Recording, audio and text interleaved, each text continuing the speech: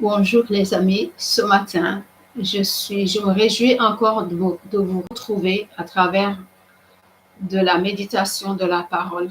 Vous savez, la méditation de la parole nous permet vraiment de rester et de garder nos pensées directement avec Dieu, directement avec les pensées de Dieu.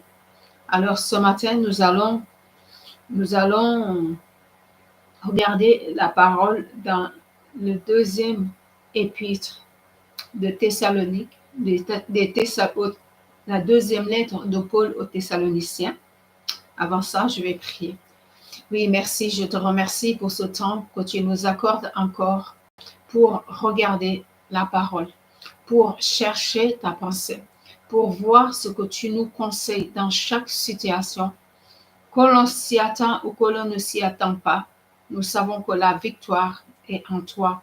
Nous savons que toute victoire, nous pouvons recevoir la victoire, nous pouvons persévérer jusqu'au bout, quelle que soit la situation, et tu nous accordes la victoire. C'est pour cette raison que nous voulons nous accrocher à ta parole jour après jour. Merci Seigneur. Merci d'ouvrir nos oreilles spirituelles, d'ouvrir nos yeux pour que nous puissions entendre et laisser cette parole occuper nos pensées toute la journée et vivre selon cette parole. Dans le nom précieux de Jésus, j'ai prié. Amen. Amen. Donc, l'épître de Paul aux Thessaloniciens, de la part de Paul, chapitre 1, de la part de Paul, Silas et Timothée, à l'église de Thessalonique, qui appartient à Dieu notre Père et à notre Seigneur, au Seigneur Jésus-Christ. Que Dieu notre Père et le Seigneur Jésus-Christ vous accordent la paix et la grâce. Paul commence toujours ses lettres de la même façon parce que quand on est enfant de Dieu, nous devons vivre, nous devons être remplis de la paix que Dieu nous accorde. Et c'est pour cette raison qu'à chaque fois qu'il commence, il commence par cette paix qui ne vient pas de lui, mais qui vient de Dieu, et que cette paix soit accordée à toutes les personnes. Ce matin aussi, je prie, Seigneur, je te prie pour que ta paix puisse remplir chaque personne qui reçoit cette parole, que ta paix et ton amour inonde la vie de ces personnes qui reçoivent cette parole qui est la tienne dans le nom de Jésus. Amen. Le jugement prévu pour le jour de la venue du Christ. Dans cette épître particulière de Thessalonique, Paul pose un problème, le problème de la venue de Christ, parce que dans l'église de Thessalonique, il y a des personnes qui pensaient que cette venue-là n'aura pas lieu parce que Christ était déjà venu. Mais de notre côté, il y a d'autres qui pensaient que oui, la venue imminente, comme par exemple en ce moment avec la guerre en Ukraine, il y a des gens qui pensent que c'est la fin du temps. Et dans l'église de Thessalonique, certains ont arrêté de travailler complètement et ont pensé que ce n'est pas la peine de travailler. Mais si tu ne travailles pas, en ce moment, tu deviens à la charge des autres personnes de l'église, puisque c'est une église apparemment qui a une communion forte, donc qui font presque les choses ensemble. Donc, ces gens-là qui ne travaillent pas, deviennent à la charge des personnes. Paul commence déjà par remercier Dieu pour leur foi, la foi de ces chrétiens Thessalonique, et demande au Seigneur de leur accorder la persévérance dans leur marche avec le Seigneur. Mais aussi, il revient au problème central qui est de pouvoir revenir et parler de la venue de Christ par rapport à ce qui concernait leur vie. Il met vraiment l'accent sur ça pour leur expliquer clairement comment cela doit se passer pour ne pas qu'on rentre dans des polémiques ou dans des choses que le Seigneur ne nous attend pas. Et la chose qu'il leur demande, c'est de pouvoir confronter leur foi, d'éviter de confronter la foi qu'ils ont à une fuite de responsabilité des responsabilités que Dieu leur a accordées. Ça veut dire nous avons notre foi, de faire attention, de ne pas rentrer soit dans l'extrême ou aussi de rentrer dans le laxisme parce qu'on sera loin. Mais si on se laisse tout cela, si on se laisse guider par l'Esprit de Dieu, nous saurons nous canaliser. On ne va pas se laisser tromper par des discours humains qui nous trompent et nous éloignent de ce que le Père attend de nous. Le jugement prévu pour le jour de la venue du Christ. Nous devons sans cesse remercier Dieu à votre sujet, frère. Il est juste que nous le fassions, car votre foi fait de grands progrès. Et l'amour que vous avez tous les uns envers les autres augmente constamment. C'est pourquoi c'est pourquoi nous parlons de vous avec fierté dans les églises de Dieu, parce que vous avez tenu bon dans la foi malgré les persécutions et les détresses que vous subissez. Il y a là une preuve de juste jugement de Dieu, car ce que vous supportez vous rendra digne de son royaume pour le jour du jugement. Il revient sur l'attitude, sur la fermeté, sur l'amour, sur la foi dont font preuve des Thessaloniques.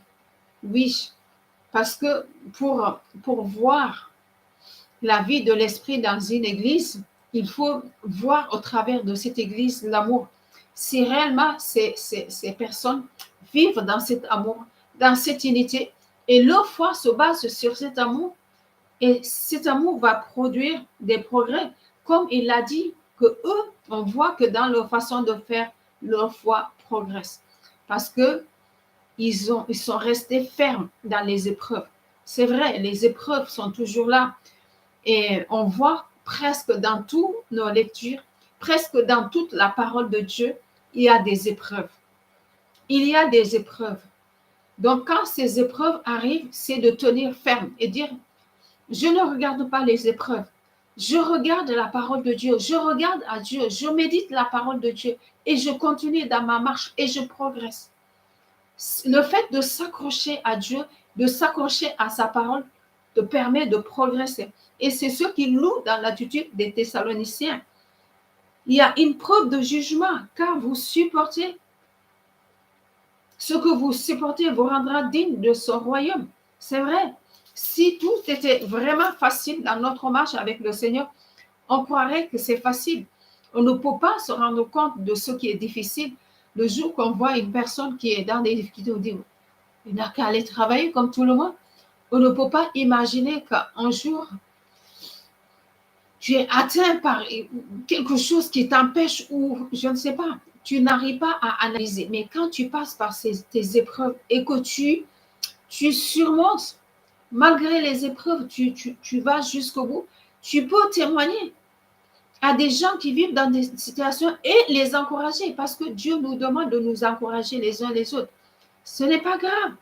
Quand tu marches avec Dieu, l'ennemi essaye vraiment de t'arrêter. Mais ces épreuves-là ne doivent pas t'arrêter. Regarde, j'ai vécu ça. Ce n'est pas le fait d'étaler ce que tu as fait, mais de dire, je suis passé par là, mais voilà le chemin que le Seigneur. Et l'autre dit, ah oui, c'est vrai, il passe par là aussi et il passe. En effet, Dieu est juste. Il rendra détresse pour détresse à ceux qui vous font souffrir. Il vous donnera l'apaisement à qui? À vous qui souffrez ainsi qu'à nous. Cela se passera quand le Seigneur Jésus apparaîtra du ciel avec ses anges puissants. Il viendra dans un feu flamboyant pour punir ceux qui refusent de connaître Dieu et qui n'obéissent pas à la bonne nouvelle de notre Seigneur Jésus-Christ. Ils subiront comme châtiment une ruine éternelle de la présence du Seigneur et loin de la puissance glorieuse.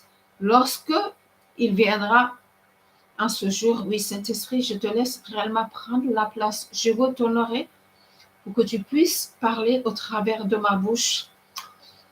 Car c'est toi, cette parole, tu connais cette parole et tu connais le sens de révéler le sens profond à tes enfants.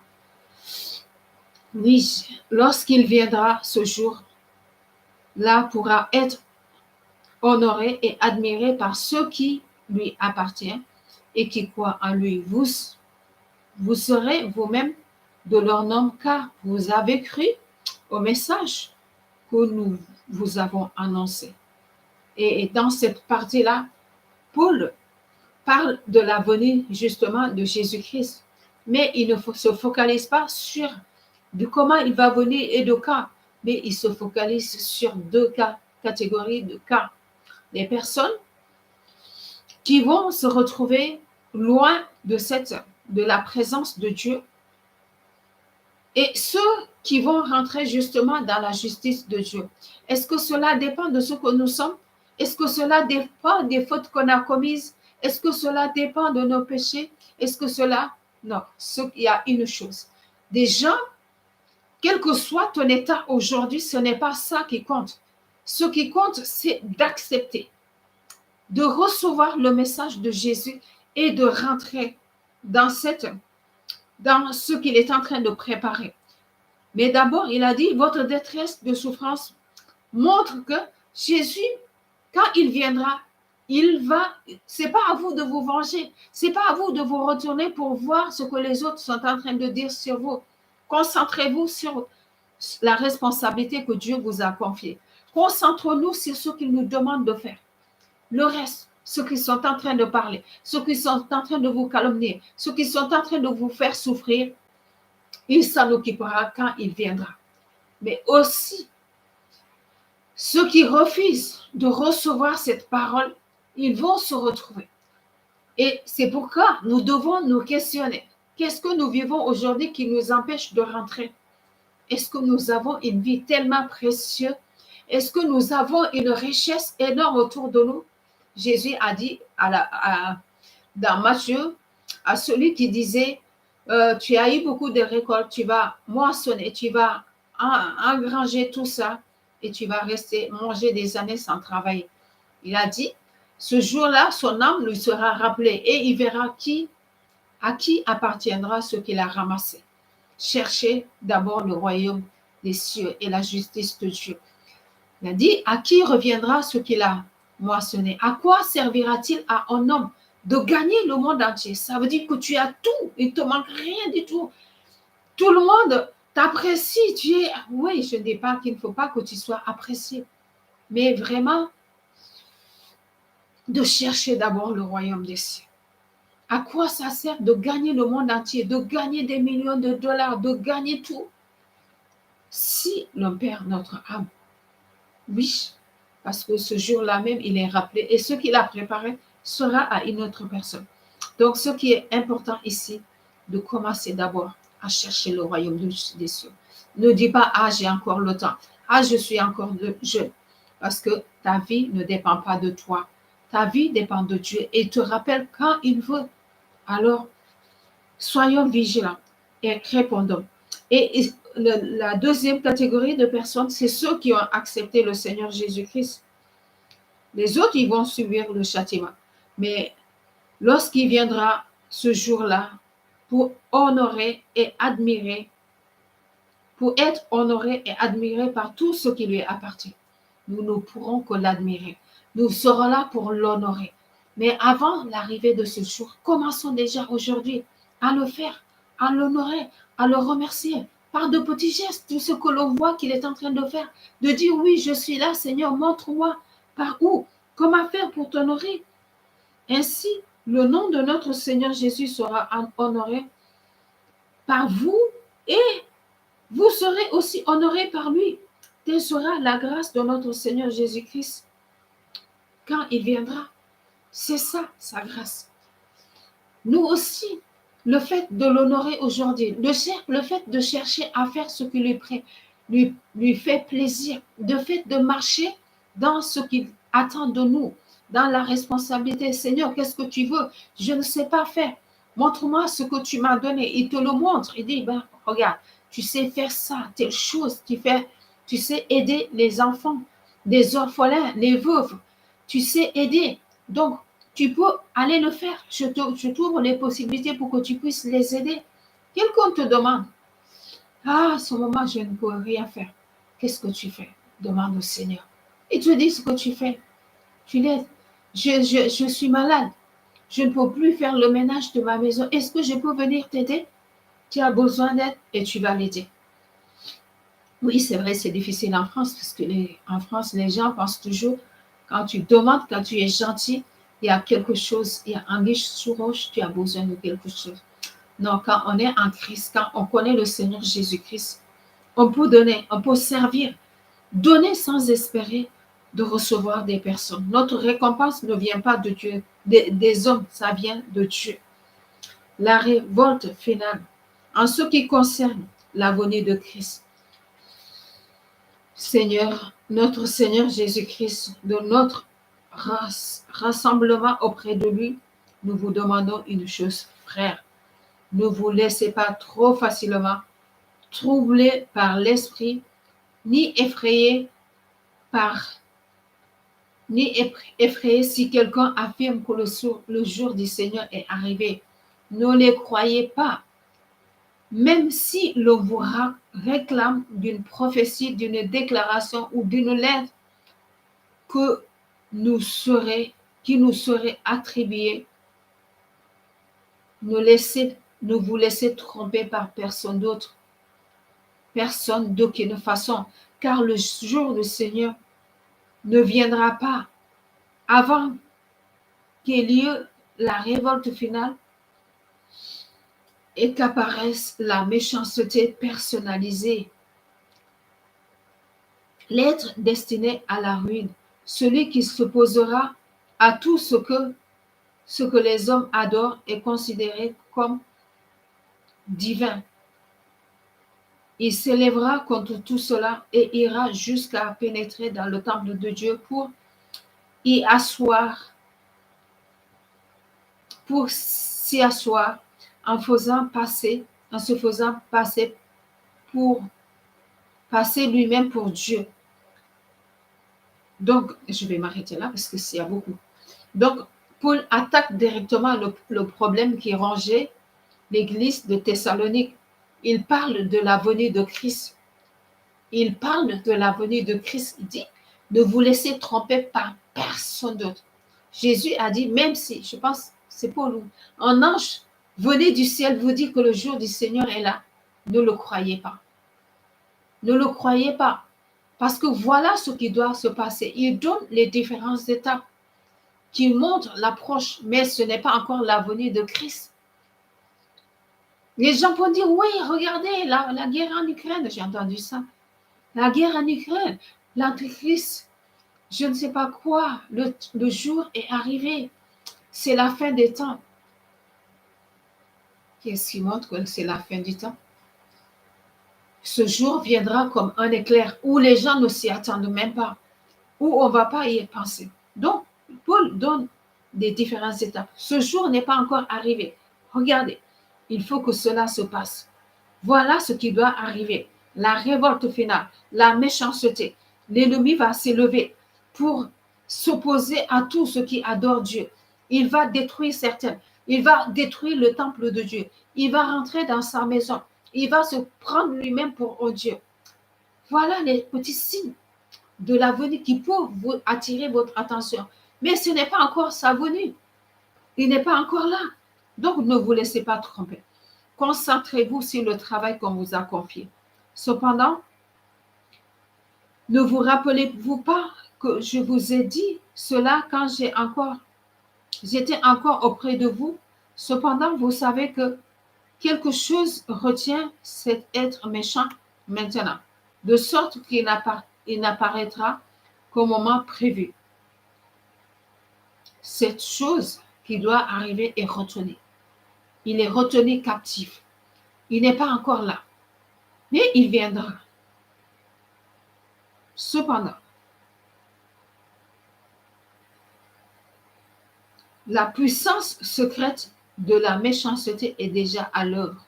Seulement, elle ne le saura pleinement que lorsque celui qui la retient encore lui laissera la voie libre. nous savons qui retient captive cette puissance. Nous savons que Jésus a vaincu Satan, la puissance par la croix, sur la croix. Quand il était en train de le crucifier, il ne savait pas qu'il était en train de lui donner tous les pouvoirs, qu'il était en train de le dépouiller complètement. Avant qu'il ne le sache, c'était déjà trop tard. Et donc, pour l'instant, cette puissance est à l'œuvre. Oui, quand on voit ce qui se passe, les souffrances, les guerres ou des choses pareilles, il est à l'œuvre parce que, voilà, il se manifeste. Mais lui, en tant que tel, n'est pas encore relâché parce que Jésus le retient encore. La puissance du royaume de Dieu le retient encore pour que ses enfants, un maximum de ses enfants, parce que Jésus a dit ça, il faut qu'un maximum de ses enfants soient sauvés, des hommes reçoivent Jésus-Christ et rentrent dans le plan de Dieu avant qu'on arrive le jour, ce jour-là qui est prévu, avant qu'il ne le relâche.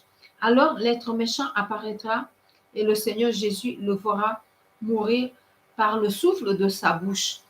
Il le détruira par la splendeur de sa venue.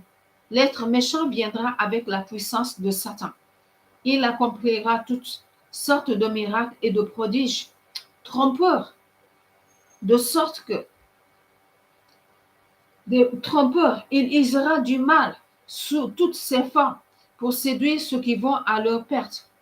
Ils se perdront parce qu'ils n'auront pas accueilli et aimé la vérité que Dieu leur aurait, la vérité de Dieu qui les aurait sauvés. Ces gens-là ne vont pas se perdre parce qu'ils sont plus méchants que les autres, parce qu'ils ont fait plus de mal que d'autres, mais c'est parce qu'ils ont ouvert leur cœur au mal. Parce qu'ils ont ouvert leur cœur, ils ont refusé. Même quel que soit ce qui est en nous aujourd'hui, ce n'est pas ça qui est important. Ce qui est important, c'est qu'on ouvre notre cœur pour accepter Jésus-Christ, pour accepter la parole de Dieu. On peut ne pas s'en rendre compte, mais quand tu reçois cette parole, ouvre ton cœur et reçois-le.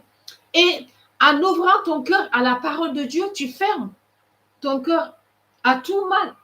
Parce que comment on peut distinguer ça?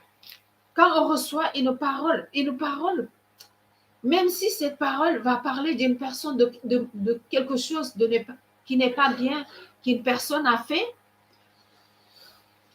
ça ne vient pas de Dieu. Si notre cœur n'est pas pour prier, pour aider cette personne à s'en sortir, mais c'est pour parler et pour voir, oui, il a fait ça, on rentre dans le jeu de Satan. Donc, on ouvre notre cœur à Satan. Donc, nous avons la capacité. C'est vrai que la chair est faible, mais nous avons la capacité de nous remplir de la parole de Dieu et de fermer la porte à ce qui vient de Satan. Tout ce qui est mauvais, tout ce qui est mal. Nous pouvons. Et le Saint-Esprit est là pour nous aider. Nous pouvons lui demander de nous aider là où nous nous sentons faibles par la chair. Mais ouvrons seulement notre cœur pour recevoir la parole de Dieu. Voilà pourquoi Dieu leur envoie une puissance d'erreur qui les pousse à croire au mensonge. Ainsi, tous ceux qui n'auront pas cru à la vérité, qui auront pris plaisir au mal, seront condamnés. Nous avons le temps. Dieu nous donne la possibilité. Dieu ne veut pas que les choses soient faites pour nous surprendre. Au contraire, tous les jours, il nous appelle. Il ouvre ses mains. Il ouvre ses mains et il nous appelle. Et tous ces messages que les prédicateurs prêchent sur Internet, aujourd'hui, on ne peut pas dire qu'on n'a pas entendu la parole de Dieu. On ne peut pas dire que ce qu'on a entendu, oui, ça ne nous a pas convaincus. C'est seulement notre cœur qui doit s'ouvrir pour recevoir cette parole. On peut entendre la parole de Dieu. Et petit à petit, on peut discerner. Parce que moi, c'est ce que j'ai dit. Quel que soit ce que j'ai dit, vous avez la possibilité d'aller auprès du Père et de dire, et aussi de sonder cette parole, éprouver chaque parole que vous recevez auprès de la parole de Dieu et aussi par l'Esprit de Dieu. Éprouvez pour voir si cette parole vient de Dieu.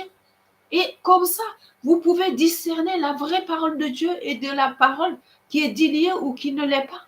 Chaque parole. Chaque parole que vous recevez, ce que je dis là, même ce que je dis, éprouvez-la. Et voyez s'il y a une partie de ce qui vient de Dieu. Et prenez cette partie. Et comme ça, vous progressez petit à petit. J'ai fait ça. On ne reçoit pas tout d'un coup. Non, on ne peut pas le porter.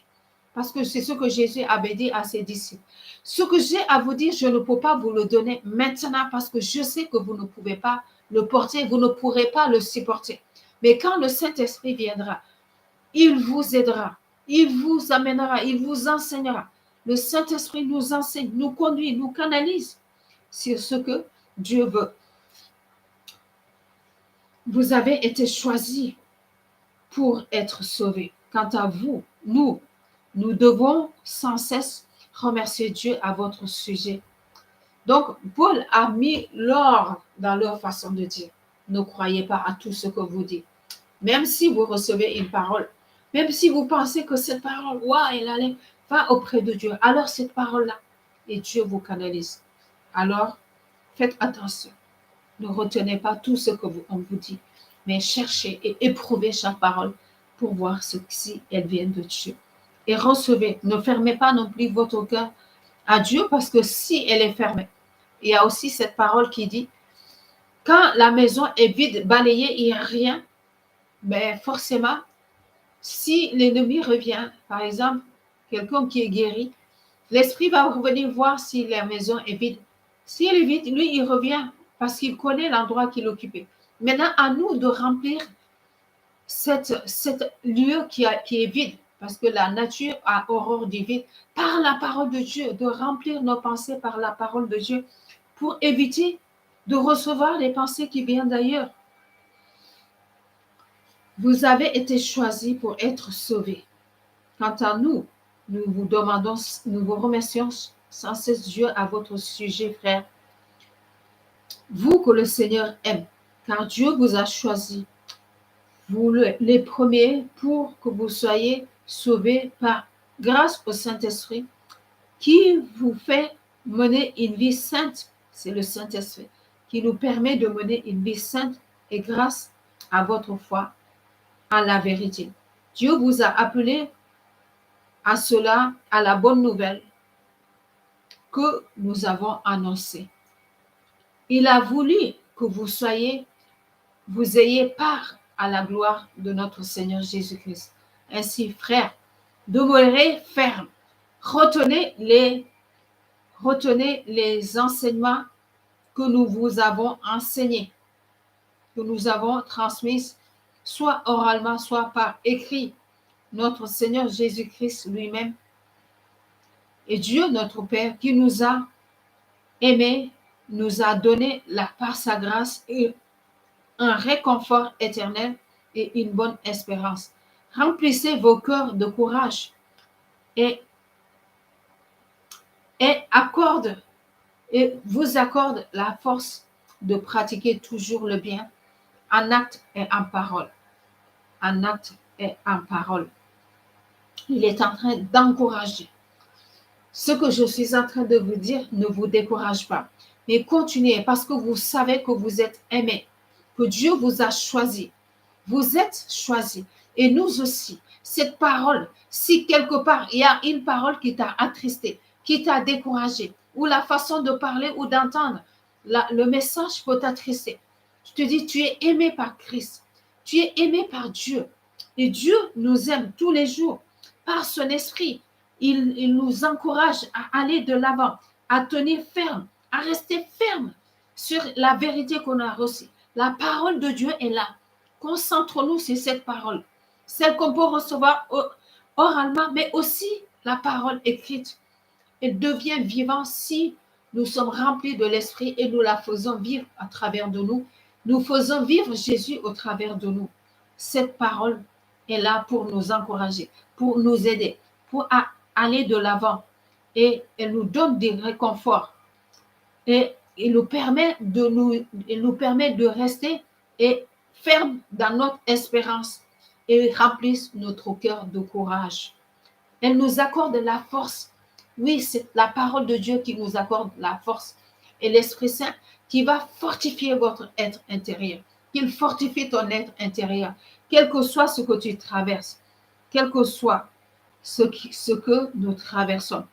Paul aussi encourage par la suite, parce que je ne vais pas aller trop loin par rapport à ça, à chaque personne de travailler, de dire que le Seigneur va venir et que je ne travaille pas. Si tu ne travailles pas, qu'est-ce qu'il va te donner à manger?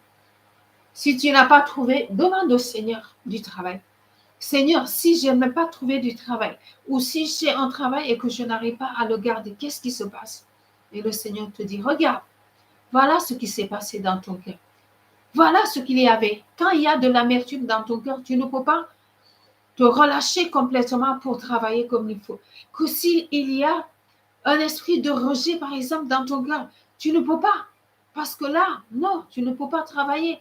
Ce que tu dois faire, c'est de remplir de mes pensées, de te remplir de mon amour, de te remplir de tout ce qui est digne de moi. Et tu travailles. Quand tu vas travailler, les gens vont voir ce que tu fais et on va travailler parce que c'est le Christ qui est en toi qui va travailler au travers de toi. Et tu trouves un travail pour travailler. Je ne vais pas aller très loin dans la méditation, mais bon, je vais quand même lire. Priez pour nous afin que la parole du Seigneur se répande rapidement et soit honorée comme cela doit se passer. Priez aussi Dieu de nous délivrer des hommes mauvais et de nous délivrer des méchants. Ce n'est pas pour tout le monde, car ce n'est pas tout le monde qui accepte la croix. Mais le Seigneur est fidèle. Il nous fortifiera. Il vous gardera du mauvais. Et le Seigneur vous donne confiance. Nous donne confiance à votre sujet. Nous sommes convaincus que vous faites et que vous continuez à faire ce que nous vous recommandons. Oui. Nous prions que Dieu nous préserve du mauvais, des hommes méchants. Parce que oui, ce n'est pas tout le monde qui accepte. Et quand tu n'acceptes pas, c'est une porte aussi. C'est une porte que l'ennemi peut passer par ces personnes-là pour nous persécuter. Mais Dieu nous protège. Dieu nous protège. Quand nous restons fermes, quand nous ne nous laissons pas décourager par ces personnes, Dieu nous garde et nous protège. Alors, continuons à persévérer. Il est fidèle, il nous préserve du mauvais.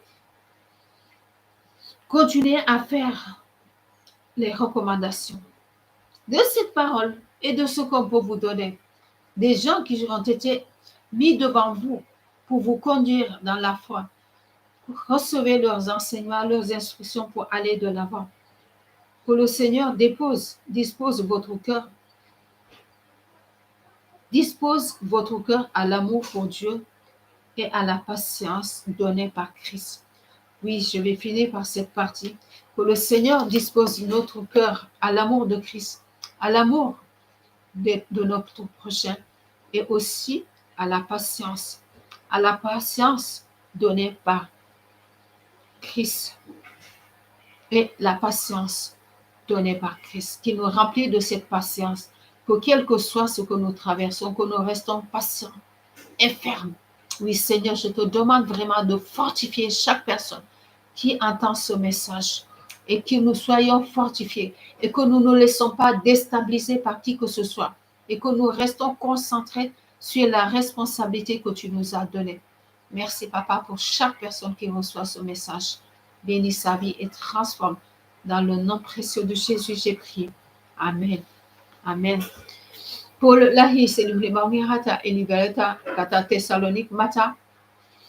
Holima hata atiemit kanemu ebilata Yesu la bilaban atela nina la nyun li kanemu po muni era ndange jun bukat bolok pe Paul la hon kata Thessalonique ani wa mape ja kujito poto relation la tiemit jijo ngole hana tiemit alobo mu ji continue mi ji kawo mata na jo mu ji kawo atiemit pana la menu pana akanu minjili kuna kohona manyo jigiteji baj wa hasenyiul atiemit pana kanu minjili jijo hakil ni kene na kola kama atiemit ala menola dak mo jantena hulim hata Anabine pour nabila kanola nu poliel wala pour na kanola nu décourager ali ke nena kolola atemit ala menola nu di albo hakin nu bajal wahanda lo bunu nan Yesu amola bin nula kwal ulo halon lika sumay lika jakata anyo Yesu amen